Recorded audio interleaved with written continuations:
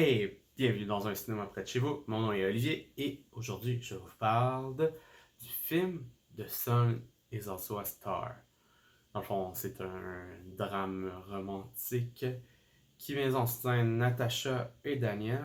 Natasha est la fille qui ne croit pas en l'amour euh, et qui croit que c'est pas quelque chose d'émotif, mais c'est quelque chose plutôt de chimique à l'intérieur et que ça y prend des faits pour prouver que l'amour, ça existe pour vrai. Et de l'autre côté, on a Daniel, qui est l'espèce de gars romantique, qui écrit des poèmes, qui vient d'une bonne famille. Et un jour, Daniel qui croit au destin, qui se dit, faut que je suive ma destinée. Si je tombe sur une personne, ça risque d'être la bonne. C'est ce qui est arrivé une journée. Il voit Natacha au loin. Il avait écrit dans son calepin Dusek Makina apporte un jacket avec ça écrit dans le dos. Voilà le destin pour Daniel. Il essaie de la suivre et de la trouver.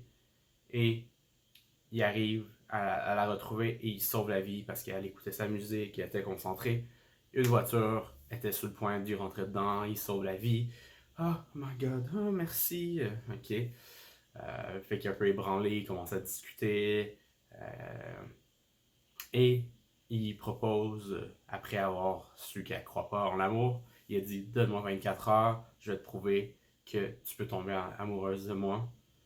Un peu chicoté, dit non, ben, je te donne 1 heure parce que son contexte familial à elle est complètement différent de celui de Daniel. Elle, ses parents et sa famille vont être déportés le lendemain, donc elle est dans un mode plus urgence. Daniel, lui, vient d'une bonne famille coréenne qui veut qu'il soit médecin, qui ait une bonne vie.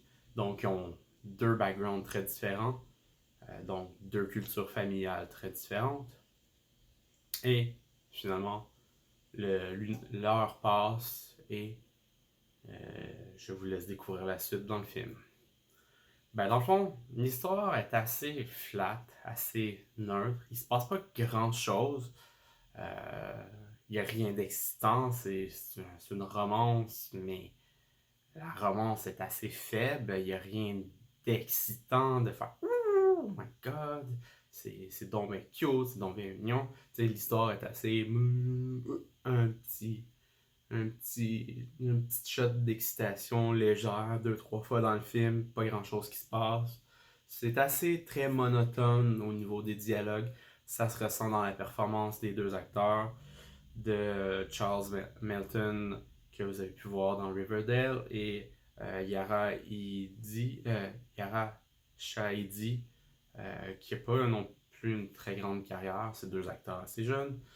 Donc, leur performance reflète le niveau du scénario qui est aussi plat.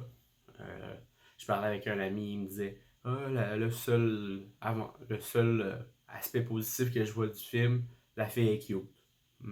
Ok, mais tu sais, ça en dit long sur le film quand quelqu'un pense que il y a, il y a juste un aspect du film que c'est une actrice et cute. Donc, tu sais, ça montre tout ça. Donc, tu sais, le fait qu'il n'y a pas de rebondissement dans l'histoire, qu'il y a une fin un peu euh, cheesy, un peu. Je m'attendais à quelque chose, mais finalement, ils l'ont pas fait, mais ça finit d'une façon X où est-ce qu'ils font comme hey, voici. On s'entend, ça finit par être un film américain, donc on s'attend à une fin heureuse. C'est ce qu'ils nous le donnent, mais ils nous le donnent de façon très cheesy. Donc, The Sun is Also a Star, c'est pas un film excitant, c'est pas très divertissant, c'est même un peu ennuyeux. Donc, allez voir autre chose. C'est pas le film que je vous recommande du tout, à moins que vous ayez lu le livre, puis que le livre, c'est la meilleure chose qui vous est arrivée dans la vie comme lecture, mais cinématographiquement parlant, The Sun is Also a Star, put. C'est rien de fantastique. C'est rien d'extraordinaire. C'est neutre. Voilà. Donc, on se revoit dans un cinéma près de chez vous.